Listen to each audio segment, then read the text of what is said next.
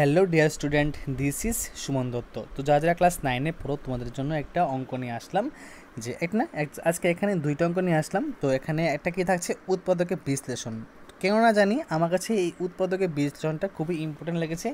জানি না তোমাদের এখানে আসবে কি পরীক্ষার মধ্যে, কিন্তু আমার কাছে এই অঙ্কটা ইম্পর্টেন্ট লেগেছে, তাই ভাবছি তোমার সাথে শেয়ার করে দেবো। তো কী আছে, x+2² plus p² plus 2p ব্র্যাকেটে x+2, ঠিক আছে, দেওয়া হলো। দেওয়ার পর এখন দেখো, এই যে অঙ্কটা কিন্তু অনেক বড় হয়ে গেছে, তার জন্য আমি এখানে এটাকে গুছিয়ে নিব। কি করব, গুছিয়ে প্রথমে লিখবো কি এইটা, আর এই যে p² এটাকে আমি শেষে নিয়ে নেবো। শেষে নিয়েছি, আর এটাকে কী করেছি, মধ্যে নিয়েছি। তো এখানে কি হয়েছে, এখানে সূত্র হয়েছে যে a² প্লাস b² সূত্র হয়ে গেছে। এটাকে আমি এ ধরবো, এটা বি ধরবো, ঠিক আছে। তো কী হবে, এখানে a² b² সূত্র হলে কি হবে, আমি এখানে তোমাকে এখন দেখাচ্ছি। দেখো যে এখানে দেখো, এই যে x+2 এটাকে আমরা কী ধরেছি, এ ধরেছি, ঠিক আছে। তো যেখানে যেখানে x+2 সেখানে এ হবে। দেখো a² প্লাস 2p, দেখো এখানে এ মানে বি এইটা, আর b² মানে b², ঠিক আছে।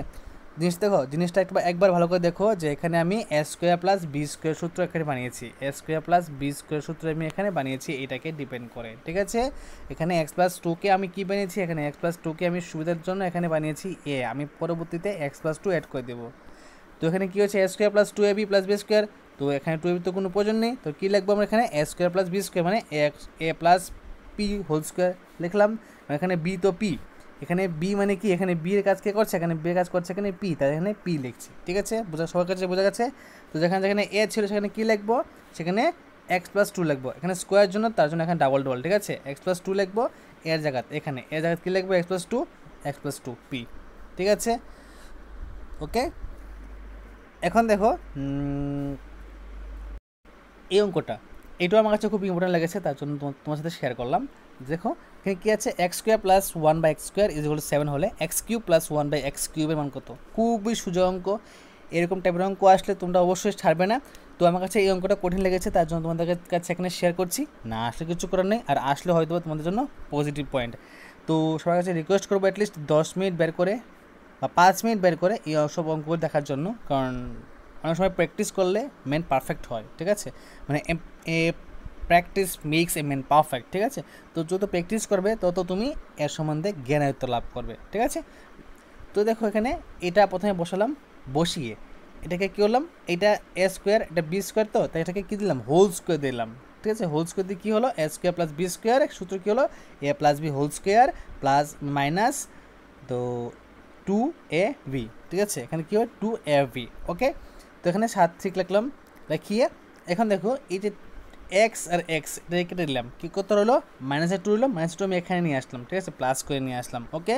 তো এখানে হয়ে গেলো, সেম টু সেম রয়ে গেলো, এখানে সেম রয়ে গেলো, তো এখানে 9।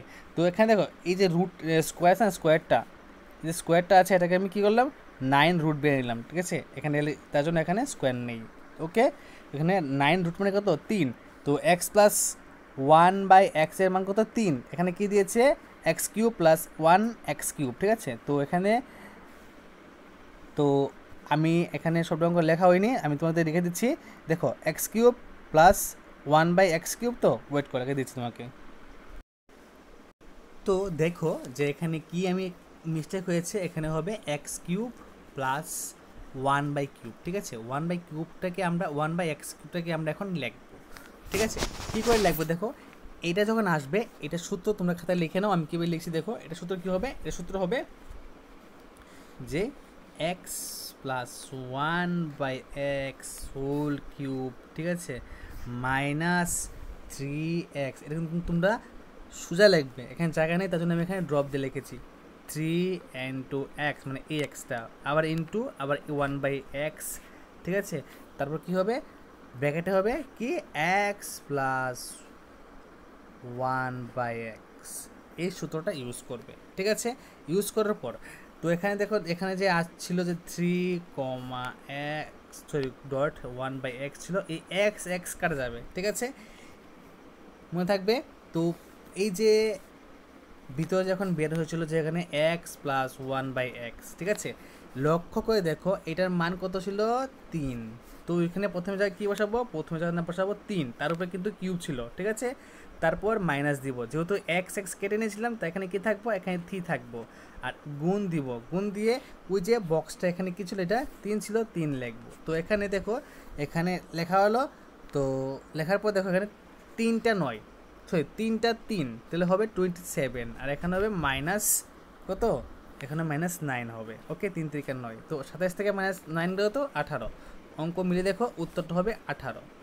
তো যদি এখনের ভিডিও তোমাদের কাছে ভালো লাগে থাকে অবশ্যই ভিডিওটা সবার কাছে শেয়ার করো।